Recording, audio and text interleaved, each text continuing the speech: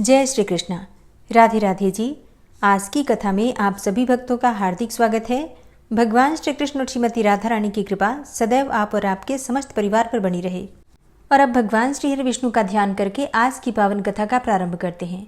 श्री पराशर जी कहते हैं कि समस्त कलयुग के समाप्त हो जाने पर रात्रि के अंत में जागे हुओं के समान तत्कालीन ही लोगों की बुद्धि स्वच्छ हो जाएगी और स्फटिक मणि के समान निर्मल हो जाएगी।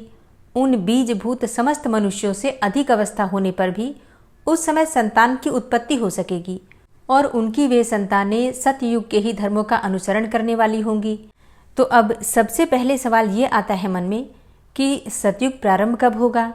तो इस विषय में पराशर जी कहते हैं कि जिस समय चंद्रमा, सूर्य और बृहस्पति पुष्य नक्षत्र में स्थित होंगे और एक ही राशि पर एक साथ आएंगे, उसी समय सतयुग का आरंभ हो जाएगा।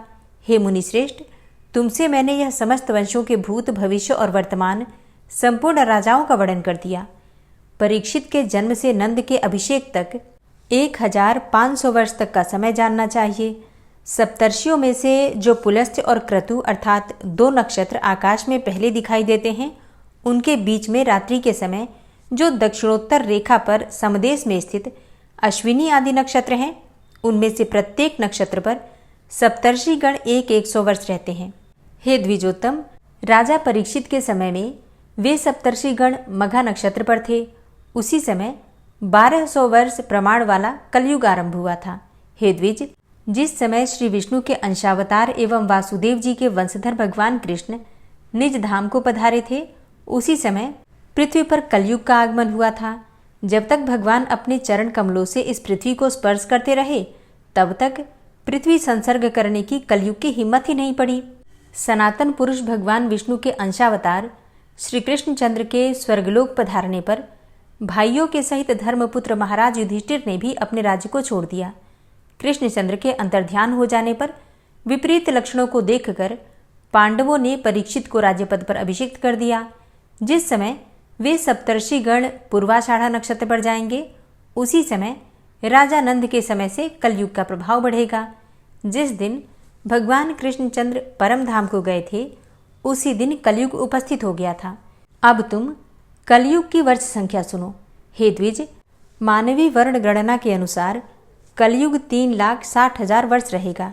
इसके पश्चात 1200 दिव्य वर्ष बीतने तक कृत युग रहेगा। हे द्विज श्रेष्ठ, प्रत्येक युग में हजारों ब्राह्मण, क्षत्रिय, वैश्य और शूद्र महात्मागण हो गए हैं। उनके बहुत अधिक संख्या में होने से तथा समानता होने के कारण कुलों में पुनरुक्ति हो जाने के भय से मैंने उन सबके नाम नहीं बतलाए हैं। पुरुवंशीय राजा देवापी तथा इक्ष्वाकु कुल उत्पन्न राजा मरु, ये दोनों अत्यंत योग बल संपन्न हैं और कलाप ग्राम में रहते हैं। सतयुग का आरंभ होने पर ये पुनः मर्त्यलोक में आकर क्षत्रिय कुल के प्रवर्तक होंगे। वे आगामी मनुवंश के बीज रूप हैं। सत्ययुग, त्रेता और द्वापर, इन तीनों युगों में इसी क्रम से मनुपुत्र पृथ्वी का भोग करते हैं और फिर कलयुग में उन्हीं में से कोई कोई आगामी मनु संतान के बीज रूप में स्थित रहते हैं। जिस प्रकार की आजकल देवापी और मरु हैं, इसी प्रकार मैंने तुमसे संपूर्ण राजवंशों का यह संक्षिप्त वर्णन कर दिया है। इनका पूर्णतया वर्णन तो 100 वर्ष में भी नहीं किया जा सकता। इस हेय शरीर के मोह से अंधे हुए ये तथा और भी ऐसे अनेकों भूपतिगण हो गए हैं, जिन्होंने इस पृथ्वी मंडल में ममता की थी। ये पृथ्वी किस प्रकार अचल भाव से मेरी, मेरे पुत्र की अथवा मेरे वंश की होगी, इसी चिंता में व्याकुल हुए इन सभी राजाओं का अंत हो गया और इसी चिंता में डूबे रहकर इन संपूर्ण राजाओं के पूर्ववर्ती राजा भी चले गए और इसी में मग्न होकर आगामी भूपतिगण भी मृत्यु के मुख में चले जाएंगे। इस प्रकार अपने को जीतने के लिए राजाओं को अथक उद्योग करते देखकर वसुंधरा शरतकालीन पुष्पों के रूप में मानो हंस रही है। हे मैत्रेय, अब तुम पृथ्वी के कहे हुए कुछ श्लोकों को सुनो। पूर्व काल में इन्हें असित मुनि ने धर्मध्वजी राजा जनक को सुनाया था। पृथ्वी कहती हैं कि अहो, बुद्धिमान होते हुए भी इन राजाओं को यह कैसा मोह हो रहा है, जिसके कारण ये बुलबुले के समान क्षणस्थायी होते हुए भी अपनी स्थिरता में इतना विश्वास रखते हैं। ये लोग प्रथम अपने को ही जीतते हैं, फिर अपने मंत्रियों तथा इसके अनंतर ये क्रमशः अपने भृत्य, पुरवासी एवं शत्रुओं को भी जीतना चाहते हैं। इसी क्रम से हम समुद्र पर्यंत इस संपूर्ण पृथ्वी को जीत लेंगे, ऐसी बुद्धि से मोहित हुए ये लोग अपनी निकटवर्तिनी मृत्यु को नहीं देखते। यदि समुद्र से घिरा हुआ यह संपूर्ण भूमंडल अपने वश में हो ही जाए तो भी मनोजय के सामने इसका मूल्य भी क्या है, क्योंकि मोक्ष तो मनोजय से ही प्राप्त होता है।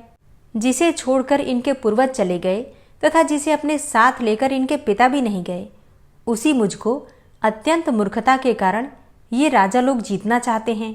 जिनका चित्त ममतामय है, उन पिता पुत्र और भाइयों में अत्यंत मोह के कारण मेरे ही लिए परस्पर कलह होता है। जो राजा लोग यहाँ हो चुके हैं, उन सभी की ऐसी कुबुद्धि रही है कि ये संपूर्ण पृथ्वी मेरी है और मेरे पीछे भी ये मेरी संतान की ही रहेगी। इस प्रकार मेरे में ममता करने वाले एक राजा को मुझे छोड़कर मृत्यु के मुख में जाते हुए देखकर भी न जाने कैसे उसका उत्तराधिकारी अपने हृदय में फिर मेरे लिए ममता को स्थान देता है।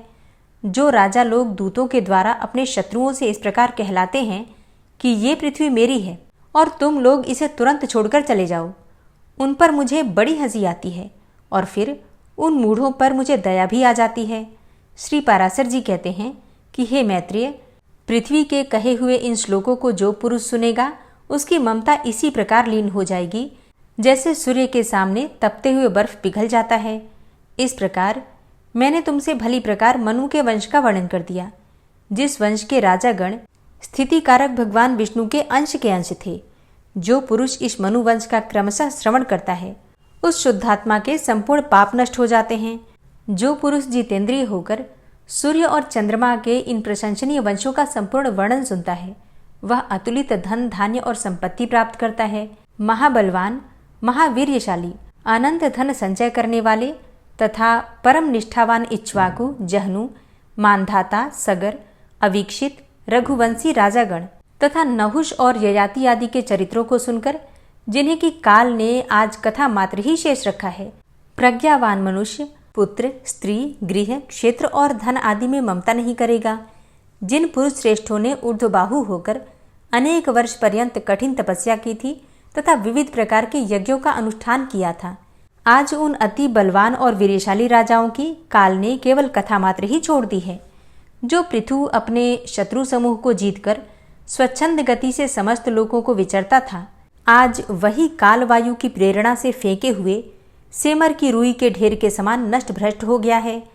जो कार्तवीर्य अपने शत्रु मंडल का संहार करके समस्त द्वीपों को वशीभूत करके उन्हें भोगता था, वही आज कथा प्रसंग से वर्णन करते समय उल्टा संकल्प विकल्प का हेतु होता है। अर्थात इसका वर्णन करते समय यह संदेह होता है कि वास्तव में ये हुआ भी था या नहीं।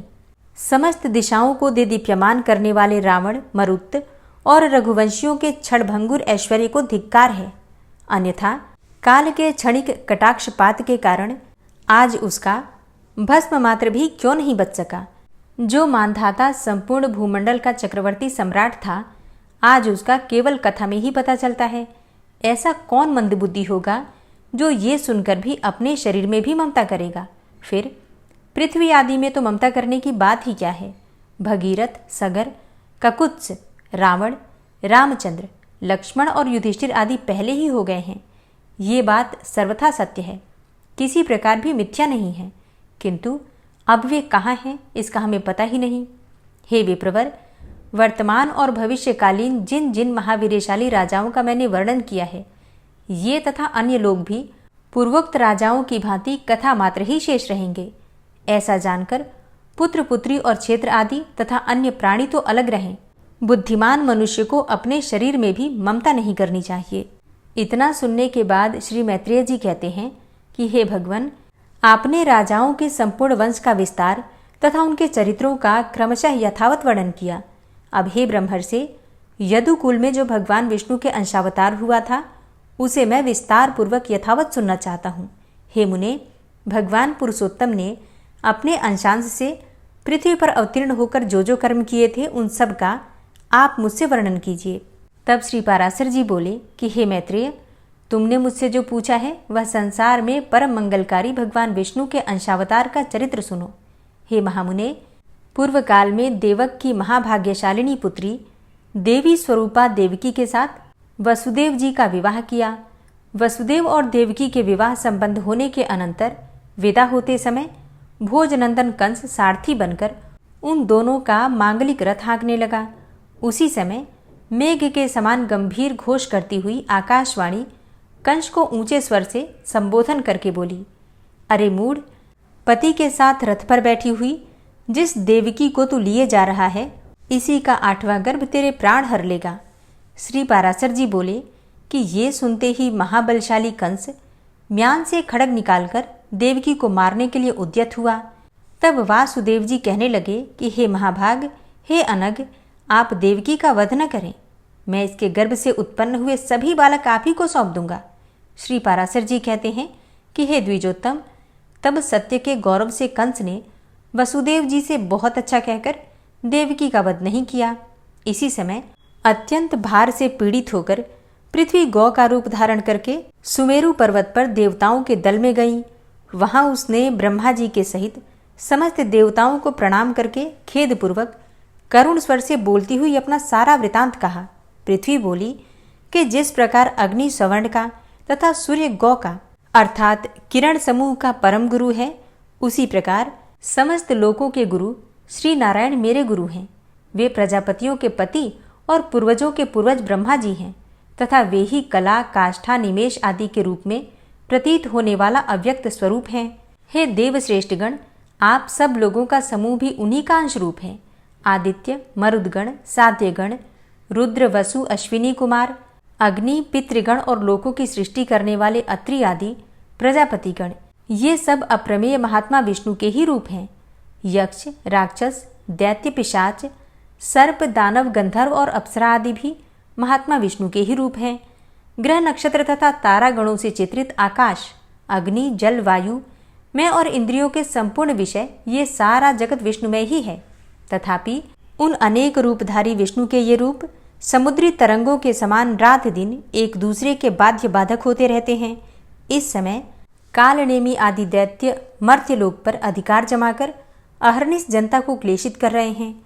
जिस कालनेमी को सामर्थ्यवान भगवान विष्णु ने मारा था, इस समय वही उग्रसेन के महान असुर कंस के रूप में उत्पन्न हुआ है। अरिष्ट, धेनुक, केशी, प्रलंब, नरक, सुंद, बलि का पुत्र अति भयंकर बाणासुर तथा और भी जो महाबलवान दुरात्मा राक्षस राजाओं के घर में उत्पन्न हो गए हैं, उनकी मैं गणना नहीं कर सकती। हे दिव्य मूर्तिधारी देवगण, इस समय मेरे ऊपर महाबलवान और गर्वीले दैत्य राजों की अनेकों अक्षौहिणी सेनाएं हैं। हे अमरेश्वरों, मैं आप लोगों को ये बतलाई देती हूँ कि अब उनके अत्यंत भार से पीड़ित होने के कारण मुझ में अपने आप को धारण करने की भी शक्ति नहीं रह गई है। अतः हे महाभागगण, आप लोग मेरा भार उतारिए, जिससे कि मैं अत्यंत व्याकुल होकर रसातल को न चली जाऊं। पृथ्वी के इन वाक्यों को सुनकर उसके भार उतारने के विषय में समस्त देवताओं की प्रेरणा से भगवान ब्रह्मा जी ने कहना आरंभ किया। ब्रह्मा जी बोले कि हे देवगण, पृथ्वी ने जो कुछ भी कहा है वह सब सत्य ही है। वास्तव में मैं, शंकर और आप सब लोग नारायण के स्वरूप ही हैं। उनकी जो विभूतियाँ हैं, उनकी परस्पर न्यूनता और अधिकता ही बाध्य तथा बाधक रूप से रहा करती है। इसलिए आओ, अब हम लोग क्षीर सागर के पवित्र तट पर चलें और वहाँ श्रीहरि की आराधना करके ये संपूर्ण वृतांत उनसे निवेदन कर दें। वे विश्वरूप सर्वात्मा सर्वथा संसार के हित के लिए ही अपने शुद्ध सत्वांश से अवतीर्ण होकर पृथ्वी पर धर्म की स्थापना करते हैं। श्री पराशर जी बोले कि इस प्रकार देवताओं के सहित ब्रह्मा जी वहाँ गए और एकाग्र चित्त से श्री गरुड़ध्वज भगवान की इस प्रकार स्तुति करने लगे। श्री ब्रह्मा जी बोले कि हे वेदवाणी के अगोचर प्रभो, परा और अपरा ये दोनों विद्याएं आप ही हैं। हे नाथ, वे दोनों आप ही के मूर्त और अमूर्त रूप हैं। हे अत्यंत सूक्ष्म, हे विराट स्वरूप, हे सर्व, हे सर्वज्ञ। शब्द ब्रह्म और पर ब्रह्म, ये दोनों आप ब्रह्ममय के ही रूप हैं।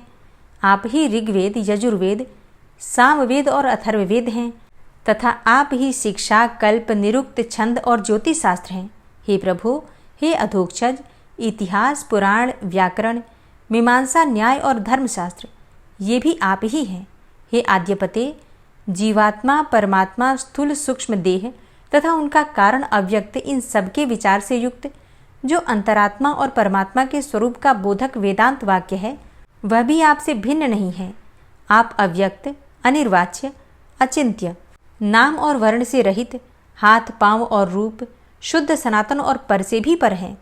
हे प्रभु, आप कर्णहीन होकर भी सुनते हैं, नेत्रहीन होकर भी देखते हैं, एक होकर भी अनेक रूपों में प्रकट होते हैं, हस्त पादादि से रहित होकर भी बड़े वेगशाली ग्रहण करने वाले हैं, तथा सबके अवेद्य होकर भी सबको जानने वाले हैं।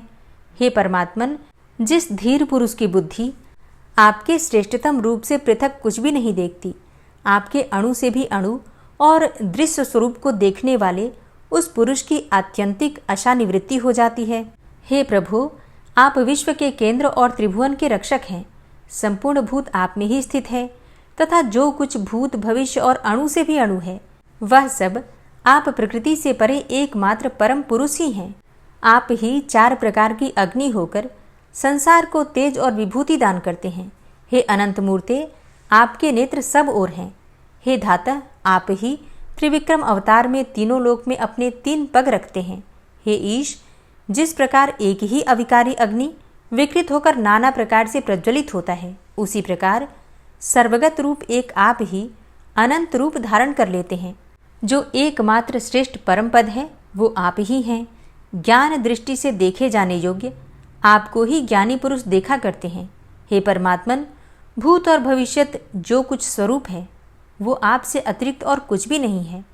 आप व्यक्त और अव्यक्त स्वरूप हैं, समष्टि और व्यष्टि रूप हैं, तथा आप ही सर्वज्ञ, सर्वसाक्षी, सर्वशक्तिमान एवं संपूर्ण ज्ञान, बल और ऐश्वर्य से युक्त हैं। आप ह्रास और वृद्धि से रहित हैं, स्वाधीन, अनादि और जितेंद्रिय हैं, तथा आप श्रम, तंद्रा, भय, क्रोध और काम आदि से रहित हैं। आप अनिंद्य, अप्राप्य, निराधार और अव्याहत गति हैं। आप सबके स्वामी हैं और अन्य ब्रह्मा आदि के आश्रय तथा सूर्य आदि तेजों के तेज एवं अविनाशी हैं। आप समस्त आवरण शून्य, असहायों के पालक और संपूर्ण महाविभूतियों के आधार हैं। हे पुरुषोत्तम, आपको नमस्कार है। आप किसी कारण, अकारण अथवा कारणाकारण से शरीर ग्रहण नहीं करते, बल्कि केवल धर्म रक्षा के लिए ही करते हैं। श्री पाराशर जी बोले कि इस प्रकार स्तुति सुनकर भगवान अज अपना विश्व रूप प्रकट करते हुए ब्रह्मा जी से प्रसन्न चित्त होकर कहने लगे। श्री भगवान बोले कि हे ब्रह्मन, देवताओं के सहित तुम्हें मुझसे जिस वस्तु की इच्छा हो वो सब कहो और उसे सिद्ध हुआ ही समझो। श्री पाराशर जी बोले, तब श्री हरि के उस दिव्य विश्व रूप को देखकर समस्त देवताओं के भय से विनीत हो जाने पर ब्रह्मा जी पुनः स्तुति करने लगे।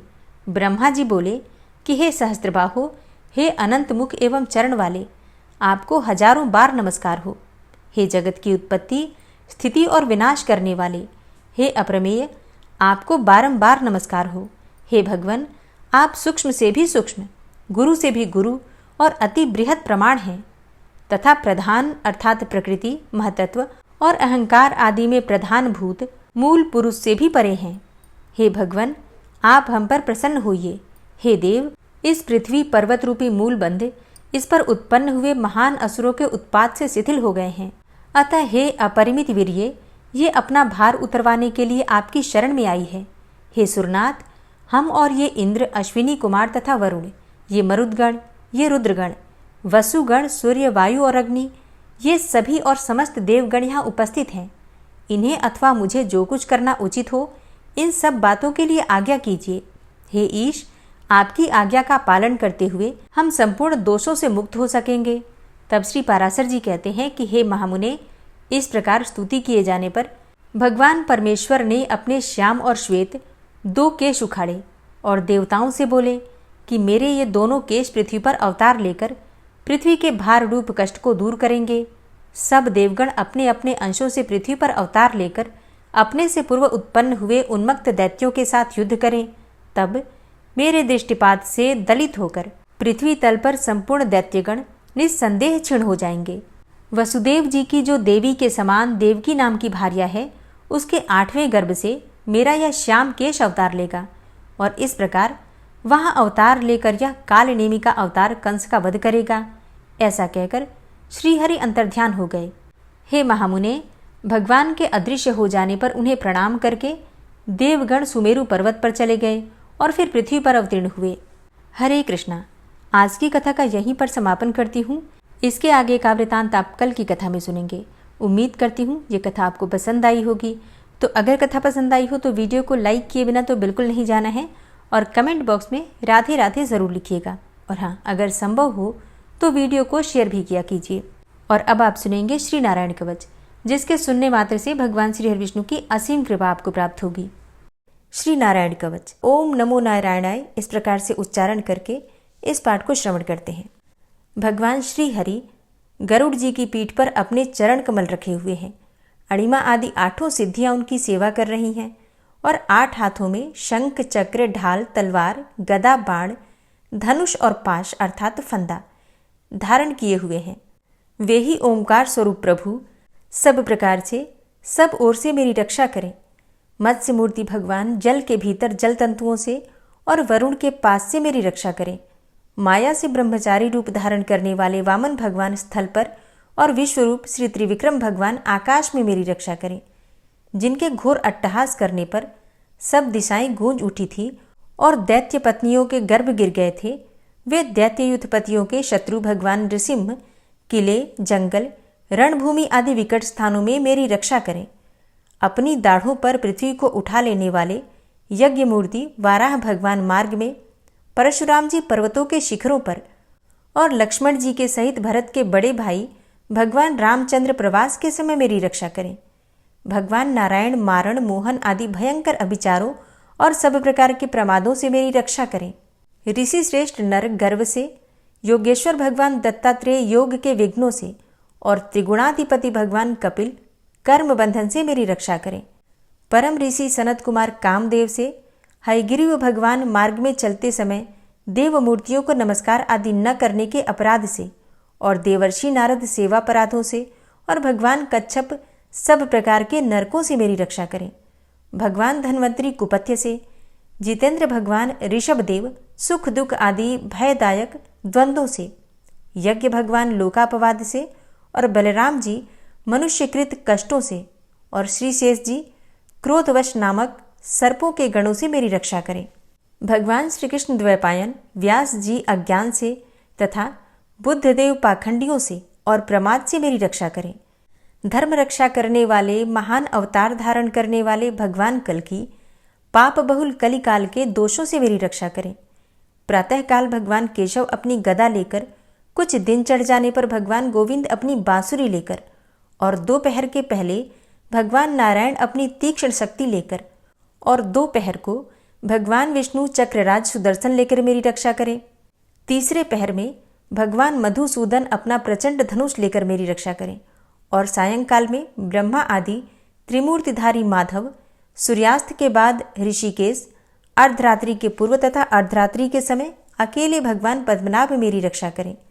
रात्रि के पिछले प्रहर में श्रीवत्स लांछन श्रीहरि, उषा काल में खड्गधारी भगवान जनार्दन और सूर्योदय से पूर्व श्री दामोदर और संपूर्ण संध्याओं में काल मूर्ति भगवान विश्वेश्वर मेरी रक्षा करें।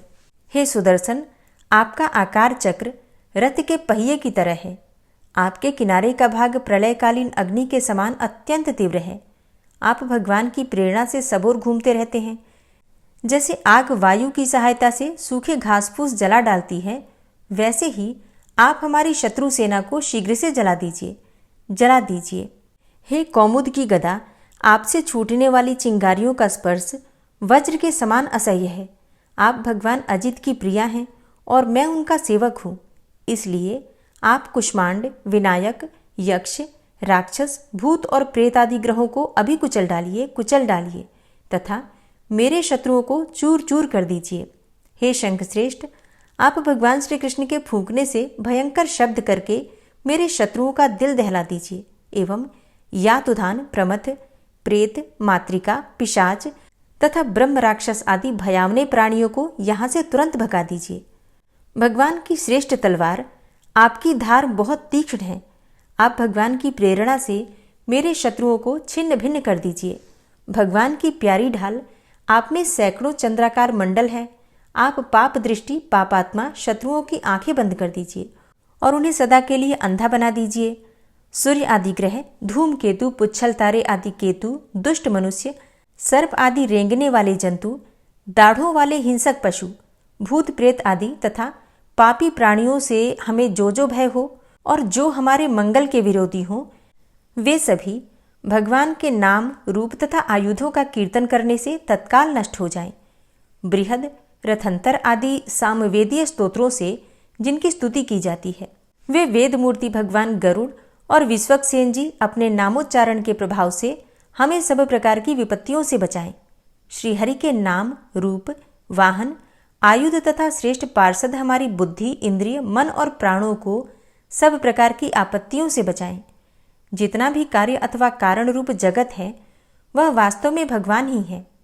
इस सत्य के प्रभाव से हमारे सारे उपद्रव नष्ट हो जाएं। जो लोग ब्रह्म और आत्मा की एकता का अनुभव कर चुके हैं, उनकी दृष्टि में भगवान का स्वरूप समस्त विकल्पों से रहित है, भेदों से रहित है। फिर भी वे अपनी माया शक्ति के द्वारा भूषण, आयुध और रूप नामक शक्तियों को धारण करते हैं। यह बात निश्चित रूप से सत्य है। इस कारण सर्वज्ञ, सर्वव्यापक भगवान श्रीहरि सदा सर्वत्र सब स्वरूपों से हमारी रक्षा करें। जो अपने भयंकर अट्टहास से सब लोगों के भय को भगा देते हैं और अपने तेज से सबका तेज ग्रस लेते हैं, वे भगवान नृसिंह दिशा विदिशा में, नीचे ऊपर बाहर भीतर सब ओर से हमारी रक्षा करें। हे देवराज इंद्र, मैंने तुम्हें यह नारायण कवच सुना दिया है। इस कवच से तुम अपने को सुरक्षित कर लो। बस फिर तुम अनायास ही सब दैत्य युद्धपतियों को जीत कर लोगे। इस नारायण कवच को धारण करने वाला पुरुष जिसको भी अपने नेत्रों से देख लेता है अथवा पैर से छू देता है, तत्काल समस्त भयों से वो मुक्त हो जाता है। जो इस वैष्णवी विद्या को धारण कर लेता है, उसे राजा, डाकू, प्रेत, पिशाच आदि और बाघ आदि हिंसक जीवों से कभी किसी प्रकार का भय नहीं होता। हे देवराज, प्राचीन काल की बात है, एक कौशिक गोत्री ब्राह्मण ने इस विद्या को धारण करके योग धारणा से अपना शरीर मरुभूमि में त्याग दिया।